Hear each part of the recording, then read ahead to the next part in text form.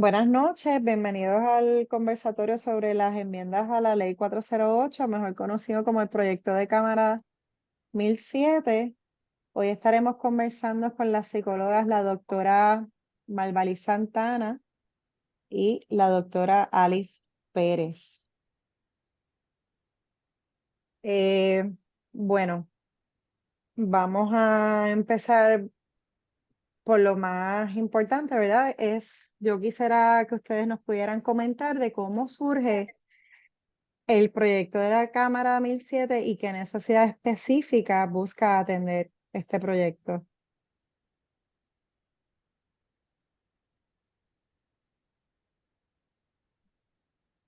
Buenas Bueno, noches, ahí está, Alice. bueno, empiezo yo, pero, ¿verdad? El proyecto de la Cámara 1007 pretende enmendar lo que nosotros conocemos como la Ley 408, que es la ley que regula todo el sistema de servicios de salud mental en Puerto Rico y obviamente que busca garantizar esos servicios. Así que plantea unas enmiendas para promover, entre otras cosas, a incluir prácticas más estandarizadas y mejores prácticas dentro de los servicios que reciben las personas, hacer entornos menos restrictivos, trabajar en todas las etapas del desarrollo, eh, y también trabaja o enumera que trabaja la parte de prevención, intervención temprana y continuidad de cuidado. Aún así, con estas buenas intenciones, ¿verdad? Que puede tener el proyecto, que incluye unos avances, por ejemplo, lo que es la salud mental perinatal, lo que es la telepsicología, que también está incluyéndola. Además, aparte de eso, nosotros notamos que hay un lenguaje ambiguo que puede estar abierto a malas interpretaciones y que obviamente pueden llegar a ser una mala práctica o convertirse en una mala práctica para nuestros pacientes y participantes. Eh, Dentro de lo que pretende hacer, pueden haber mecanismos que podrían debilitar los derechos fundamentales de las personas.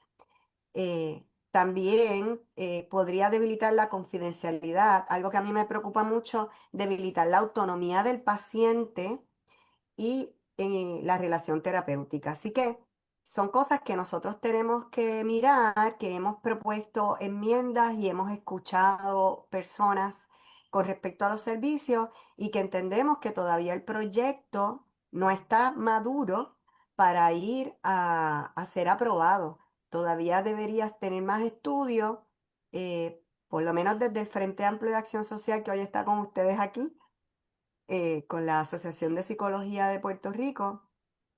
Nosotros entendemos que amerita ponderación, que necesita mayor discusión y que también necesita que más grupos profesionales, comunitarios y de diversos sectores entren a la discusión para que sea un proyecto que en efecto responda a las necesidades de salud mental del país.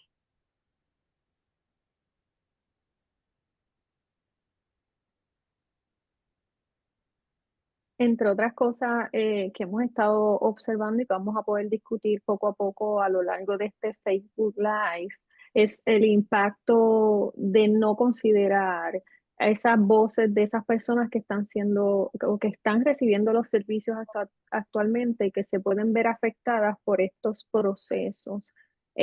Además de como mencionaba Alice, el lenguaje ambiguo y otros lenguajes que se están incluyendo en las enmiendas en esta ley que dejan fuera diferentes disciplinas, tanto en psicología como en terapia ocupacional, y bueno,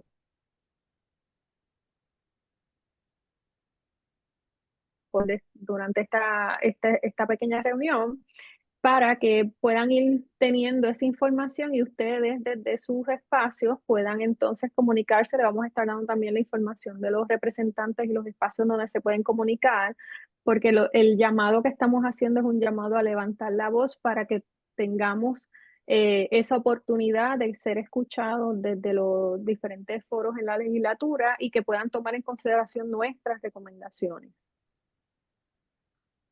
excelente. Gracias por esa explicación. Y de esas ambigüedades que presentan las enmiendas y de esas exclusiones que presenta, ¿cuáles son los cambios principales que han podido señalar dentro del proyecto de Cámara 1007 con relación a la ley 408? Bueno, yo te diría que aunque la ley, el proyecto pretende trabajar temas como la prevención de la salud mental, no describe ni explica proyectos que se vayan a estar desarrollando, cuáles y cómo a esos fines, y aunque habla también de los determinantes sociales que son importantes para el proceso de, ¿verdad? Para trabajar la prevención de la salud mental, tampoco clarifica cómo va a estar trabajando con esos determinantes sociales, y en Puerto Rico es importante, ¿verdad? Contextualizar los servicios de salud mental de las personas. Y tenemos que identificar esos determinantes, la pobreza, el maltrato, ¿verdad? La violencia de género, la falta de vivienda, la desnutrición, el maltrato de menores que lo hemos estado, ¿verdad?, viendo en estos días. Entonces, todo eso es importante cuando hablamos de salud mental.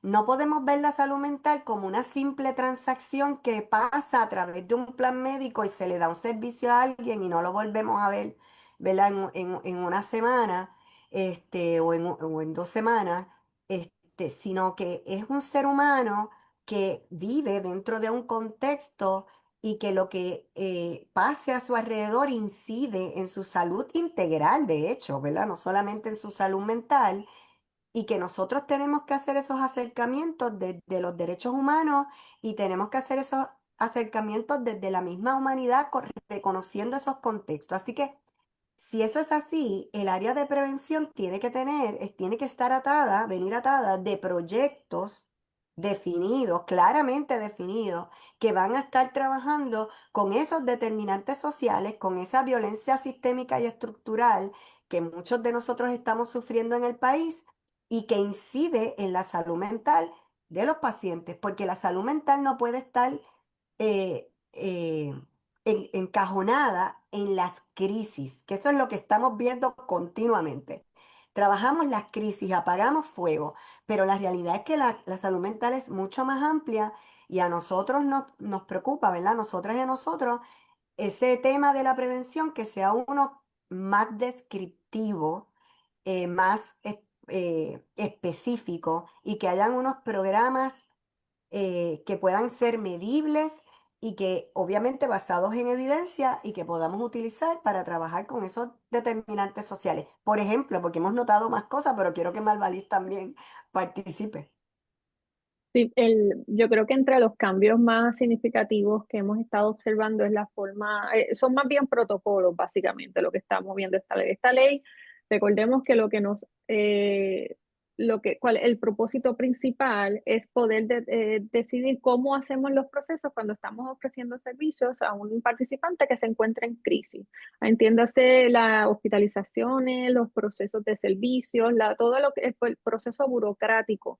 Este proyecto de ley trastoca lo que es la hospitalización voluntaria, buscando, y es algo que sí es necesario porque lo hemos escuchado por medio de nuestros participantes, que se agilice el proceso de la hospitalización involuntaria. Recordemos que actualmente cuando vamos a hacer un proceso de hospitalización involuntaria, se encuentran entonces las esperas largas, el participante quizás en la patrulla de la policía o quizás en la celda del cuartel, y este proyecto quizás busca atender de cierta forma ese, ese proceso de espera. Sin embargo, a pesar de que está buscando resolver de alguna forma una situación que en efecto está impactando a nuestros participantes, quizás la forma en que la está proponiendo resolver trae otras preocupaciones a nosotros, ¿verdad? Luego de haberlo leído, donde entonces entran personas, quizás en este caso la policía, que serían las personas encargadas de llevar a cabo todo el proceso, y eso nos preocupa dado a las situaciones y a episodios de violencia que se han dado. Y por otro lado, él no detalla cuál va a ser ese proceso de adiestramiento al personal que está ejerciendo, que va a estar ejerciendo estas órdenes de 408, como le conocemos coloquialmente. Así que ahí nosotros levantamos una bandera sobre la posición del proyecto, lo que propone el proyecto, a darle la oportunidad a la Policía de Puerto Rico, de Puerto Rico, perdón, que sea la que entonces hace el proceso de hospitalización, de llevar el participante directamente y empezar un proceso de evaluación psiquiátrica. Actualmente es el juez el que hace este proceso.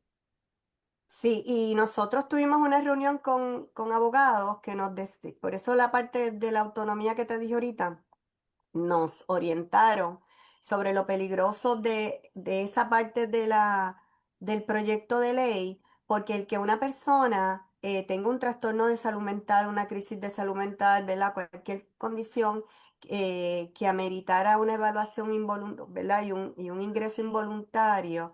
Esta persona no necesariamente está incapacitada, ¿verdad? Tenemos que partir de la premisa que es una persona capaz y siendo una persona capaz, tiene la capacidad de decidir, ¿verdad? Entonces, nosotros como psicólogas y psicólogos, o un médico, psiquiatra, o un trabajador social, o un enfermero, no tenemos la potestad jurídica, ¿verdad? Para decir que una persona se tiene que quedar en contra de su voluntad. Realmente lo recibimos porque el juez, que, ¿verdad? En este caso la parte legal, es la que podría determinar eso e ir por encima de esas capacidades que tenemos todos y decir usted pues va a ir en contra de su voluntad a un ingreso, que es como actualmente se hace, ¿verdad? Siguiendo la línea de Malvalís, a nosotros nos preocupa mucho porque el ver a la policía, que socialmente lo tenemos más atado, visualizando lo que es una persona que trabaja, ¿verdad? Con delincuentes, criminales en la calle, que su formación más bien viene para, ¿verdad? Trabajar con estos problemas de violencia que tenemos en el país, pero la impresión que puede causar en una persona con un trastorno o una crisis de salud mental podría ser peligrosa, ¿verdad? Eh, Esta parte de los talleres pues también levanto una bandera porque, o sea, el que tú tomes unos talleres no te hace especialista de salud mental ni de manejar unas crisis de salud mental. Eh, Hemos tenido casos, ¿verdad? En Estados Unidos hubo uno reciente donde esta psicóloga muere a manos de su paciente. O sea, y son personas preparadas, ¿verdad? Que estudian 12 años. Entonces, también en Puerto Rico hemos tenido casos de pacientes en crisis de salud mental que lamentablemente han perdido la vida cuando llega, ¿verdad? La policía. De todo esto hay informes, ¿verdad? A través de Kilómetro Cero tienen unos documentos que podemos evaluar y el estudio que ellos publican. Pero más allá de eso, si leemos las noticias, pues también lo vemos ahí. Así que nosotros tenemos que trabajar y tratar a los pacientes y a los participantes de salud mental como seres humanos que requieren unos servicios de salud, ¿verdad? No son criminales, no son delincuentes, no podemos aumentar la crisis, tenemos que irla desescalando de alguna manera.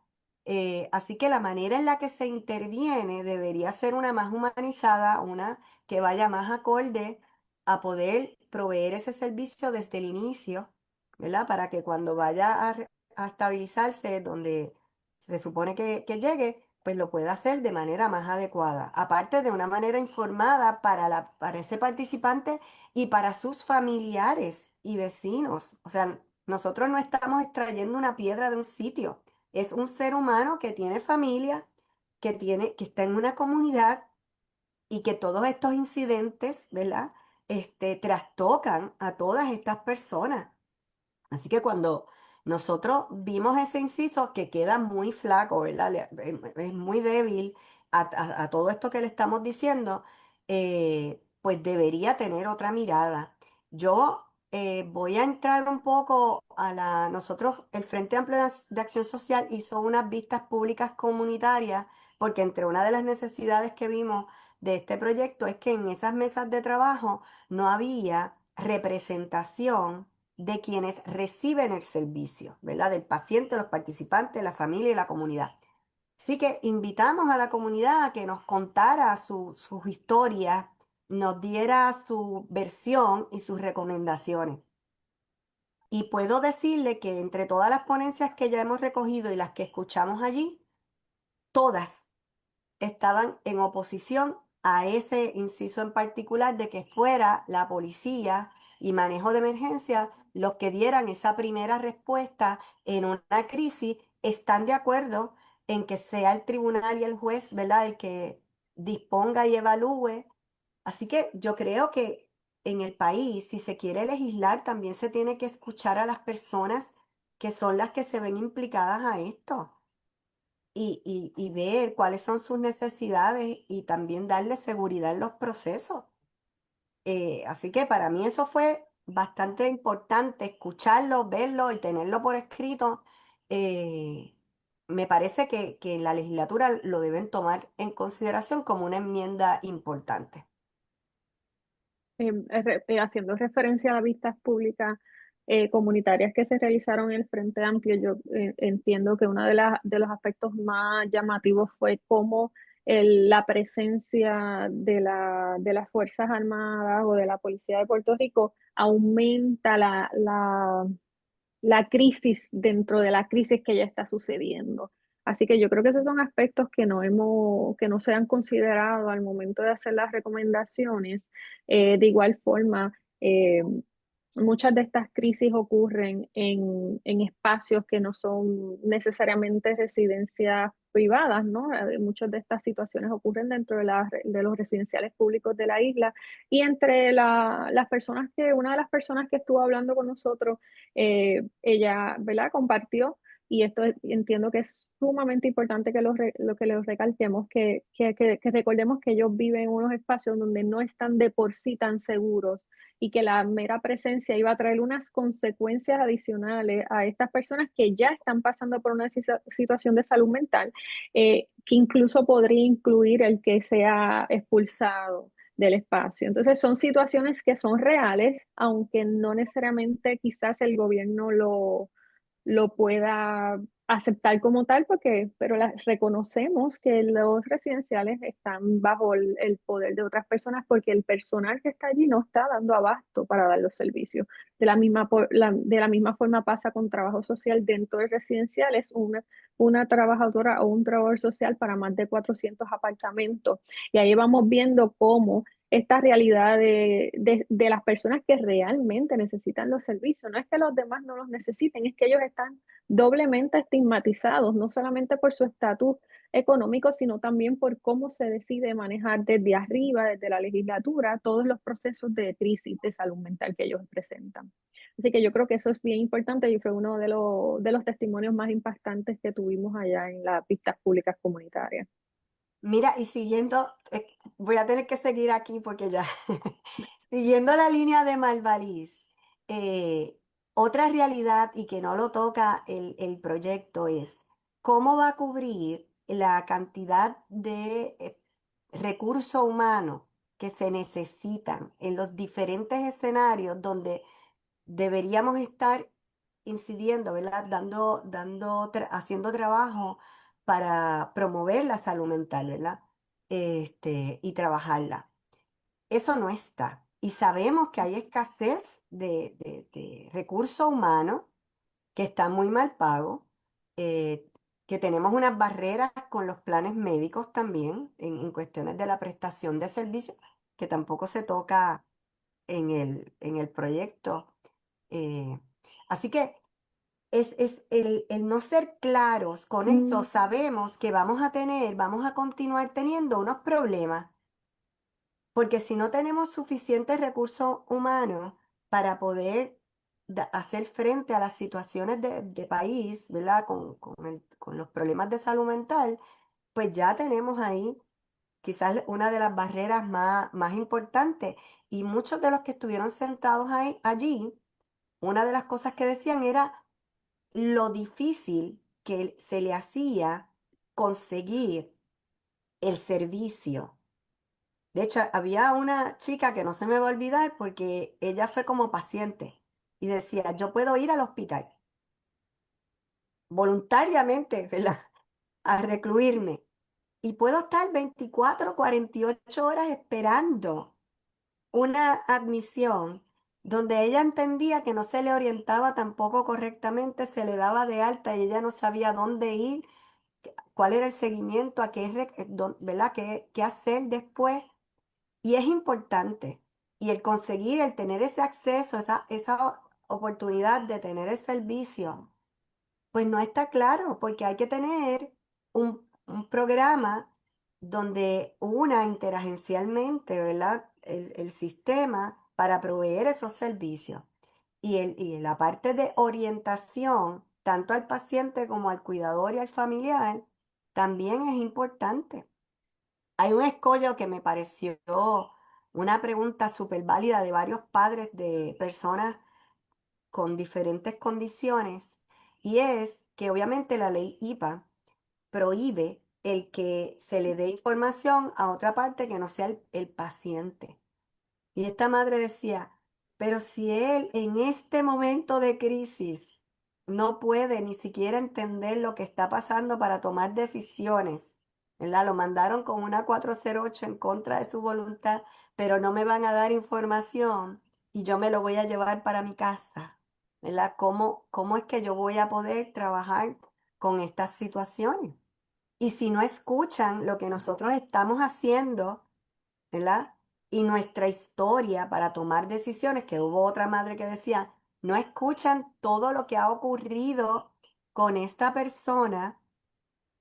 Y entonces a la hora de la farmacoterapia, de la terapia o del seguimiento, esa parte, esa información que no se recopiló adecuadamente, que no se tenía el espacio, pues causa un problema en cuestiones de tratamiento. Y todo eso, las personas fueron allí a decirla.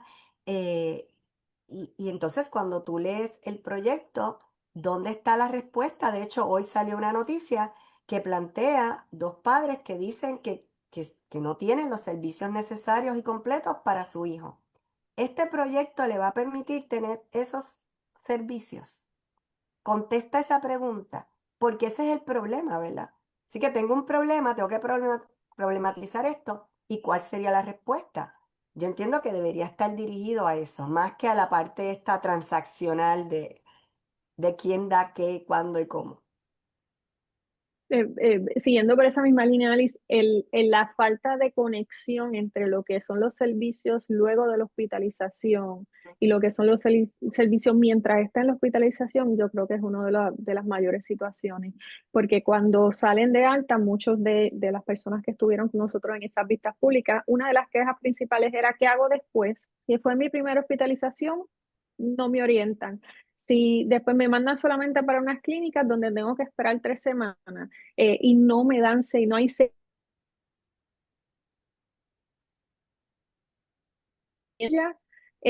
lo que en algún momento fue su hospitalización previa. No hay historial. Podían tener 7 hospitalizaciones, como dijo una de las personas, y llegar al tribunal y decir, no, no sabemos qué diagnóstico tiene. Pero es que lleva 7 hospitalizaciones, no hay una centralización de datos. Y aquí me voy a ir a otro tema que está conectado con esto de la centralización de datos, y es que nosotros mismos, para poder expresarnos, para poder tomar decisiones legislativas con el poder que tiene esta ley, no hay datos actualizados.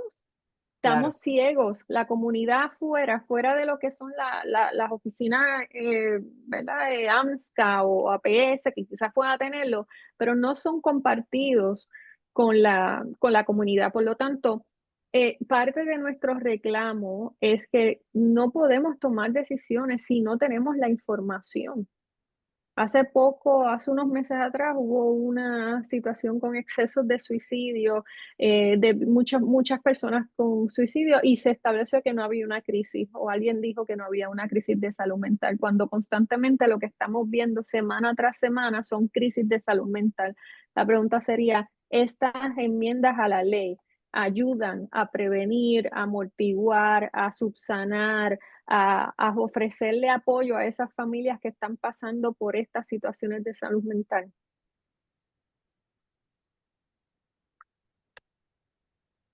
Gracias, doctora Malva y Alice. Hay un comentario ¿verdad? Aquí en el chat en vivo de Facebook, este, ciertamente que va por la misma línea que ustedes están presentando, y una vez ese proceso de espera por el servicio no solo requiere agilidad y rapidez, es el trato a la persona mientras espera. Y si quien espera con el paciente es un agente de la policía, puede exacerbar el clima y escalar en violencia, que es uno de los puntos que ustedes han traído, ¿verdad? Aquí nosotros esta noche. La misma persona, Nelly Zambrana, comenta que el que no haya personal es un factor de riesgo en sí mismo y no puede haber buen servicio con carencias de profesionales.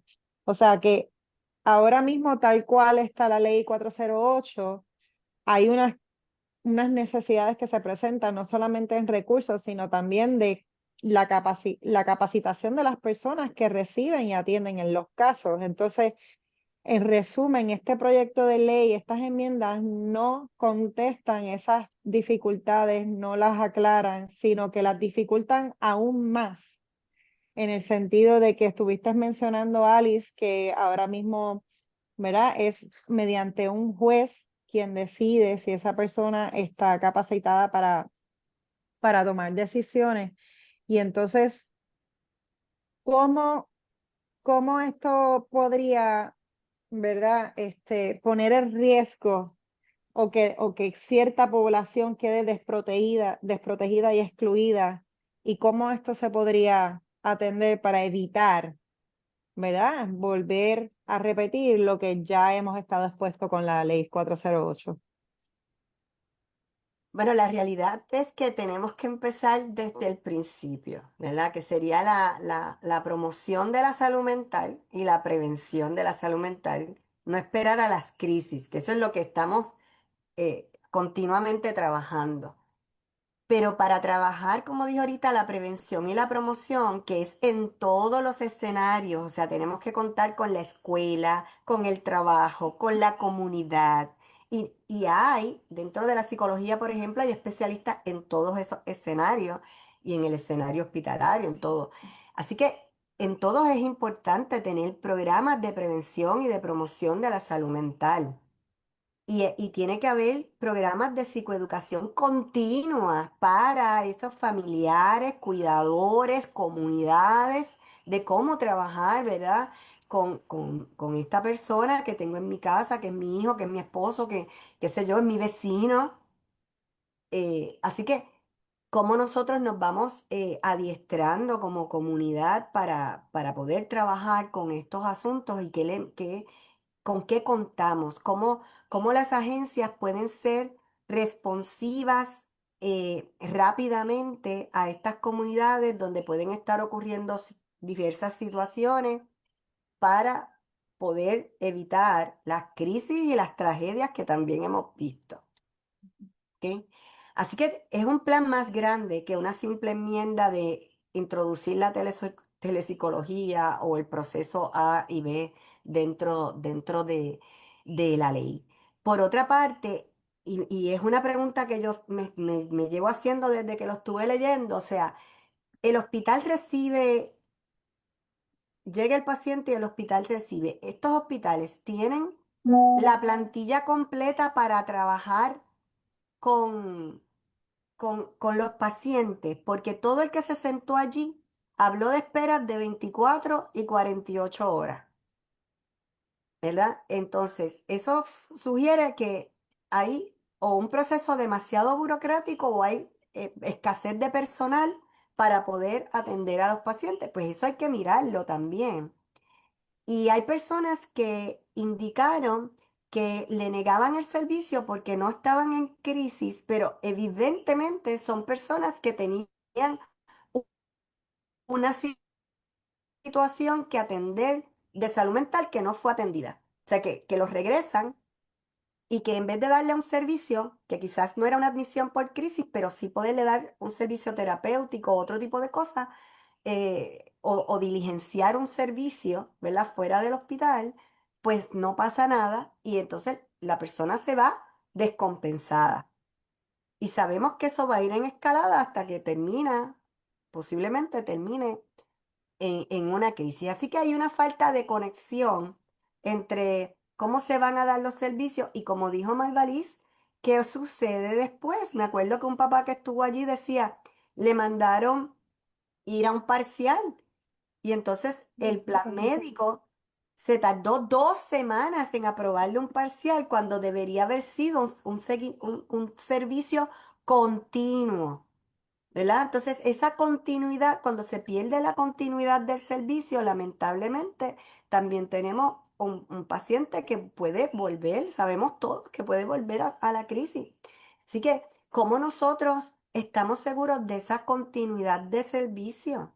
Que no se acaba en el parcial, ¿verdad? Porque tenemos entonces que dar unos seguimientos que a veces los mismos planes médicos vienen a ser barreras porque tienen un número de servicios que se le pueden prestar y a lo mejor la persona bajo su condición ya los agotó.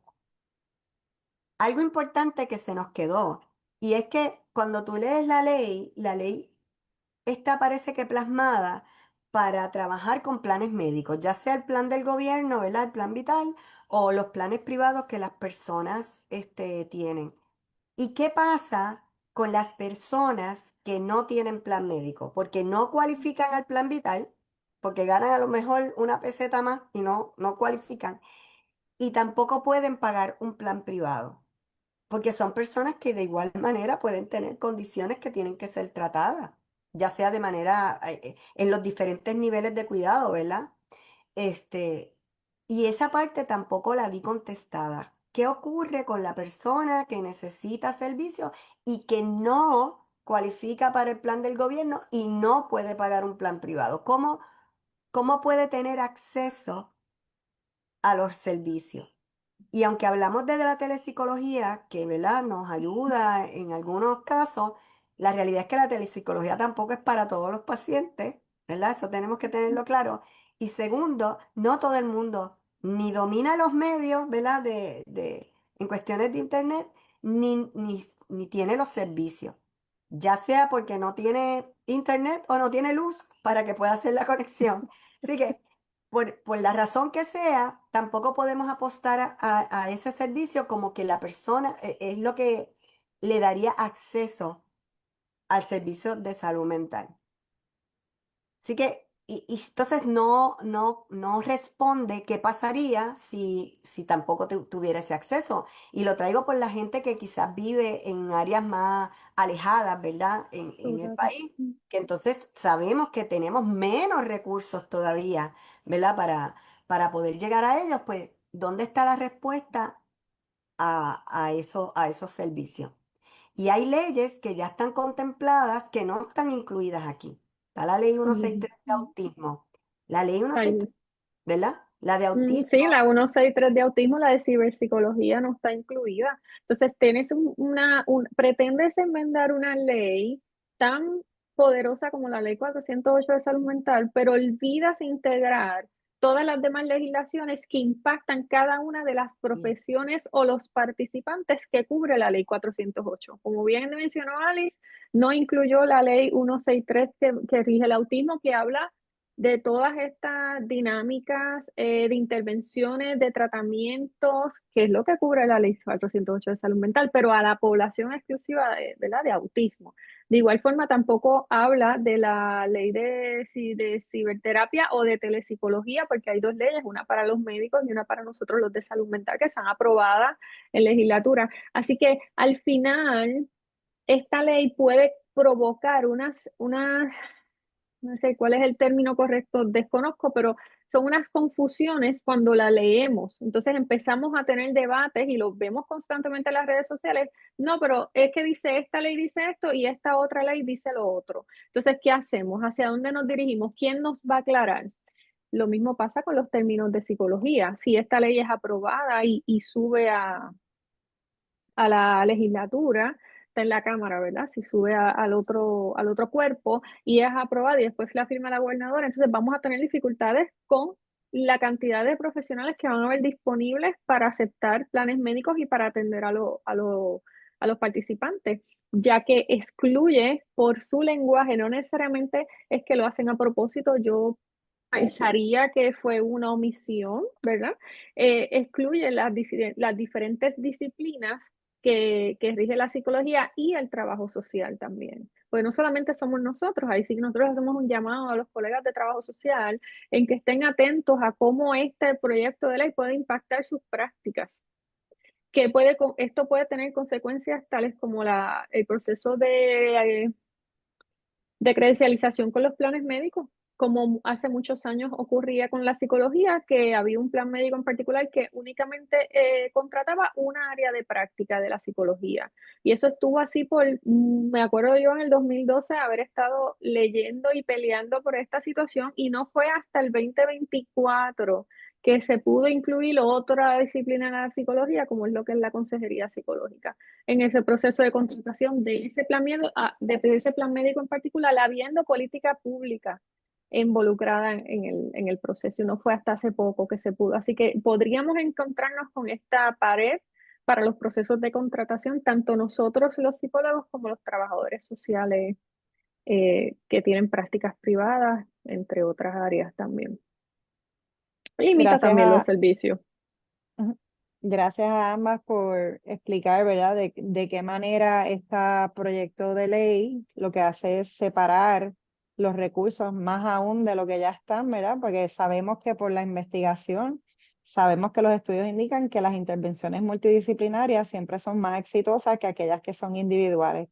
Y pues ciertamente podemos ver que no se atempera ciertas disciplinas que son básicas para el mejor funcionamiento, ¿verdad?, de las personas en su recuperación. Tenemos un comentario de Raúl Tirado en donde dice lo siguiente: el aspecto de reclusión involuntaria es un asunto preocupante por la posible violación a derechos constitucionales básicos. Además, está violenta en el plazo dispuesto para un arresto sin orden. Sí, ¿Cómo responden a ese sí, comentario? Raúl es abogado, por eso está poniendo eso ahí, que ese es parte de su interés, ¿verdad? Cuando hizo la revisión de la ley, él nos llamó la atención en cuanto a eso y que es importante que antes de aprobarse un proyecto como este, no estemos violentándole los derechos a nuestros pacientes, porque volvemos otra vez, siguen siendo personas y son personas capaces, a menos que haya un documento que diga lo contrario, ¿verdad? Y tenemos que partir desde eso y como psicólogas y psicólogas y psicólogos tenemos que velar también porque no se le violenten los derechos a nuestros pacientes. O sea, el acceder a participar de algo que pudiera estarle violentando los derechos, para mí, ¿verdad? Pienso que también es una falta ética de nosotros el participar en algo que pudiera violentarle los derechos a nuestros pacientes. Así que no sé, me parece que el punto del licenciado es bien válido y bien importante y que se tiene que auscultar mucho mejor para poder hacer las enmiendas que correspondan. Ahorita mencionaron de manera un poco superficial, mencionaron el tema de los planes médicos, ¿verdad? Y de cómo las aseguradoras juegan un rol particular en la enmienda de esta ley. Tenemos un comentario del doctor David Alcalá, en donde dice que el proyecto de ley hace énfasis en el UM, que es el Utilization Management, un principio puramente financiero que usan las aseguradoras para aprobar o denegar servicio. ¿Cómo esto se sustenta en esas enmiendas del proyecto de la Cámara? Ya, una de las grandes preocupaciones cuando esto sale en diciembre, voy a dar un poquito de contexto, la primera reunión que hace el representante fue en enero 2025. En enero 2025 fuimos varias entidades, yo fui en representación de la Asociación de Psicología de Puerto Rico en aquel momento. Fuimos citados para comenzar lo que era el proceso de revisión de esta ley, un proyecto, ¿verdad? Ya estaba todo el mundo, había todo el mundo, vamos a ponerlo así. ¿Qué sucede? No, en diciembre nos sorprendemos cuando sale ya el proyecto para someterse. Hubo unas reuniones donde muchas personas que estuvimos involucradas en los procesos fuimos excluidas, ¿verdad? Estas reuniones entre octubre, noviembre, más o menos del 2025. Por lo que Sí nos llamó la atención que quienes estaban dirigiendo, lo que hicimos en aquel momento, vamos a explicarlo un poco mejor, quizás estoy siendo muy abierta. En aquel momento sucedieron dos grupos, uno de niños y adolescentes y uno de adultos y envejecientes. En esos dos grupos tenía que haber un líder. En cada uno de esos grupos se escogió un líder, ¿verdad? Un poquito democráticamente. Lamentablemente los líderes de los grupos estaban relacionados a planes médicos. Así que al final, yo sea planes médicos o oficinas gubernamentales, y esa es una de nuestras mayores preocupaciones.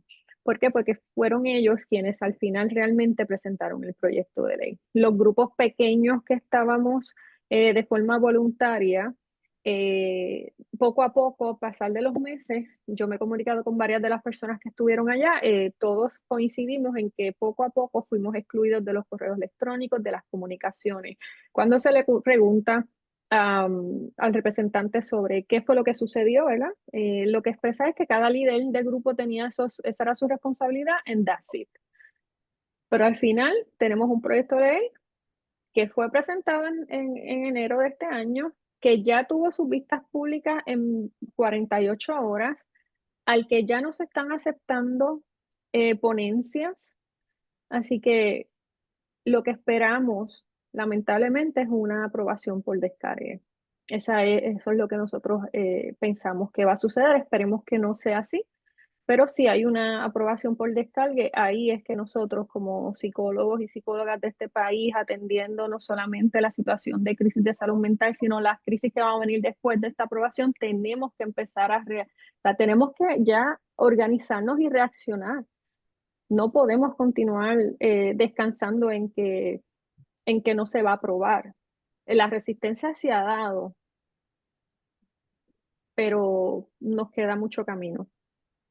Mira, yo tengo que añadir que la salud mental en Puerto Rico, todos sabemos que hay un monopolio en cuestiones de los planes médicos, ¿verdad? De quién maneja esto. Y es peligroso. Los monopolios son peligrosos en cualquier escenario. Así que debería haber apertura a una competencia sana donde hayan, ¿verdad? Más alternativas para todas las personas, que si las hubiera, posiblemente estas personas que hablamos ahorita que no cualifican para el plan del gobierno y no cualifican para un plan privado, pudieran cualificar de alguna manera a tener acceso a servicios de salud, salud física y salud mental. Y eso no podemos, ¿verdad? Perderlo de perspectiva. La lucha con que se trabaje en estos asuntos con los planes se ha dado, hace mucho tiempo, pero lamentablemente pues no han rendido los frutos esperados. eh, pero es porque se está mirando desde el área de la administración, ¿verdad? Desde el área más del capital en cuestiones de salud, y no la salud como un derecho humano y como las necesidades de las personas que deberían estar recibiendo los servicios. Porque cuando uno se para desde ese lado de la línea, las cosas son distintas. Y yo les exhorto a mis compañeras y compañeros que siempre la línea a nosotros nos corresponde desde el lado de nuestros pacientes. Ese es el lado donde todos nosotros deberíamos estar, y desde donde deberían partir esos análisis, ¿verdad? Porque la salud es un derecho humano, eh, y eso no tiene ningún tipo de discusión.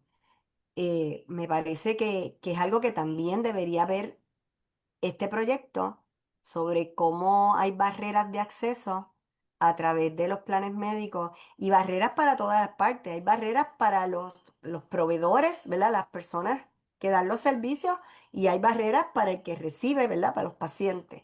Así que cómo ellos van a minimizar esas barreras para que haya una mejor comunicación y un mejor acceso a servicios de salud es importante. ¿Ok? Gracias. El licenciado Tirado también comenta, por lo que Malvalí estaba mencionando, que es indispensable dirigir el esfuerzo legislativo a un código de salud mental que integre las diversas leyes y las vincule a otras leyes federales y estatales que impactan la provisión de servicios. A mí me parece que eso es una idea súper excelente que va directo al grano. Este, ¿Cómo Sí. respondemos a esto? Pues nosotros, el Frente Amplio de Acción Social, eso es lo que piensa que se debe hacer. Ese código porque es eso, tenemos que unir todas las leyes, tenemos que tener unos procedimientos, unos protocolos claros, tenemos que tener los recursos humanos y tenemos que trabajar, como dijimos al principio, con todos esos determinantes sociales. La mejor manera de poder unir todo eso es a través de un código de salud mental. Vamos a Ciertamente. Sí, vamos a estar compartiendo, voy a estar compartiendo por aquí para todos aquellos que los exhortamos a que se comuniquen con el representante, con la Comisión de Salud de la Cámara de Representantes, que expresen su oposición. Nosotros entendemos que este proyecto tal cual no se puede aprobar. Hay que revisarlo, necesitamos tiempo, el tiempo que que se ofreció no solamente a nosotros, lo vimos en las vistas públicas, hasta la Asociación de Hospitales dijeron, son 250 páginas, tenemos poco tiempo, hospitales psiquiátricos dijeron, no podemos reaccionar en 2 días, o sea que esto no es una perreta de los psicólogos, como se ha querido hacer ver, sino que son muchos los otros colegas que podrían estar reaccionando con un tiempo razonable. Así que, como bien dijimos, o como bien mencioné ahorita, entendemos que va a bajar por descarga, así que le estamos exhortando, tienen el tiempo ahora de preparar sus ponencias y expresarla. Le vamos a estar compartiendo los correos electrónicos de la oficina de representante con las líneas y las extensiones para que puedan hacer llegar sus comunicaciones y con mucho gusto también nos las pueden compartir ya sea a la Asociación de Psicología de Puerto Rico o al Frente Amplio de Acción Social.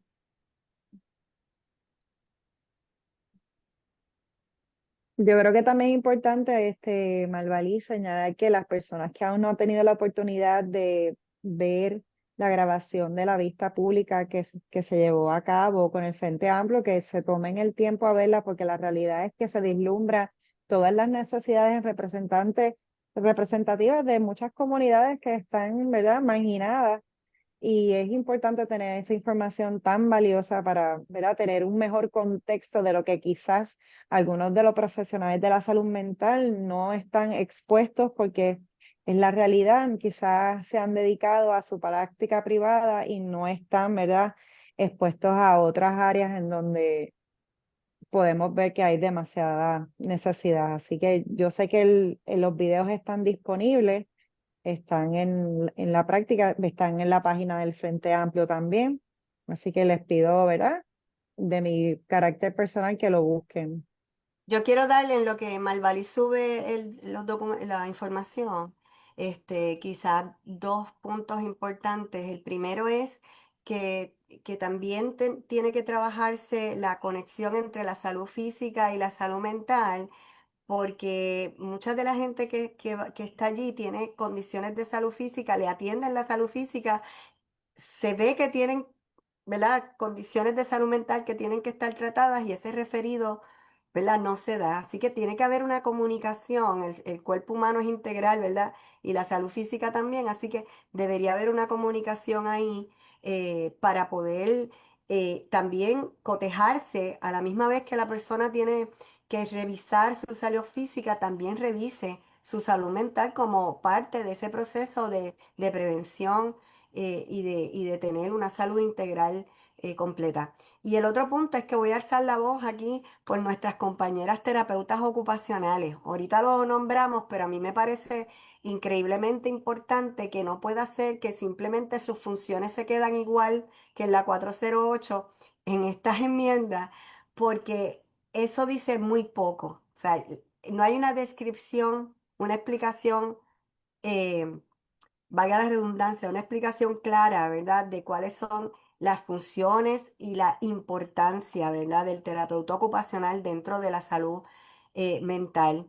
Nosotros estamos trabajando con personas que muchas veces pierden funcionalidad y pierden capacidades para volverse a integrar ¿verdad?, a la sociedad, a la vida. Y el terapeuta ocupacional se encarga, ¿verdad? Su conocimiento y su expertise está en poder ayudar a esta persona en esa integración que está ahí, entre muchas otras cosas. Este, Así que alzo la voz también porque no los quieren incluir y lo ven como que no, como que es un deseo de ellos de estar incluidos para facturar en los planes médicos. Mire, es importante que facturen en los planes médicos. Y claro que el trabajo que ellos hacen se tiene que facturar, el trabajo de la gente hay que facturarlo, alguien tiene que pagarlo. Pero nosotros no podemos ver y seguir viendo la salud mental fragmentada. Somos profesionales diversos, ¿verdad? Grupos profesionales que incidimos en poder ayudar y apoyar al bienestar de nuestros pacientes y todos son importantes. O sea, no podemos decir que uno es más importante que el otro, porque hasta el enfermero es importante, el trabajador social es importante, no se nos puede quedar ninguno afuera si de verdad nosotros queremos darle el mejor servicio a nuestros pacientes. Y no puede ser con shortcut de que le dimos un poquito de esto y se va, porque eso no resuelve su problema y lo vamos a tener todo el tiempo cíclicamente, ¿verdad? Regresando y ese no debe ser el norte de nosotros, ¿verdad? La meta a cumplir no debería ser esa. El trabajo multidisciplinario es parte, nosotros no trabajamos sino de forma multidisciplinaria con todas las disciplinas que trabajan en el área de salud mental. Así que no podemos olvidar, este es el momento en que nos unimos todos para poder luchar por los derechos de nuestros participantes. Ya la doctora Malvalís compartió la información en el chat sobre la directora ejecutiva de la Comisión de Salud, la asesora legislativa y la de Cámara de Representantes de Puerto Rico, en donde, ¿verdad?, se pueden comunicar y exponer los puntos que desean traer al respecto.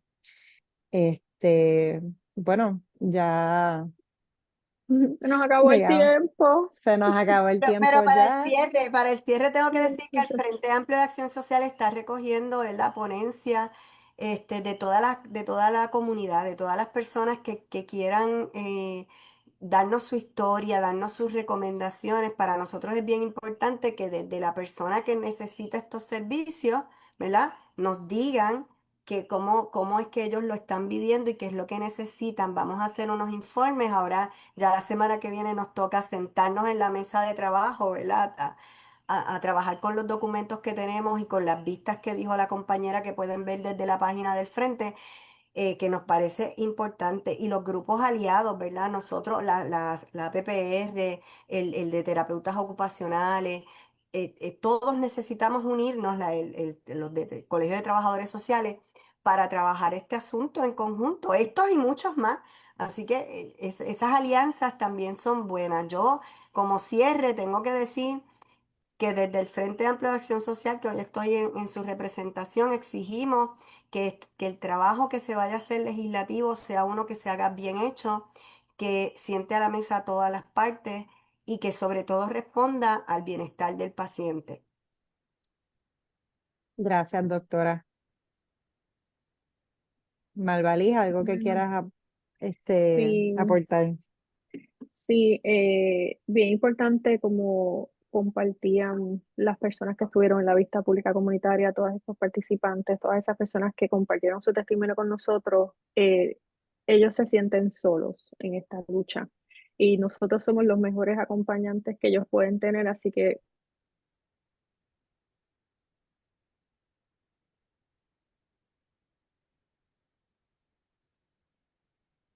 vi por ahí que hay como 50 personas conectadas, así que eso es súper.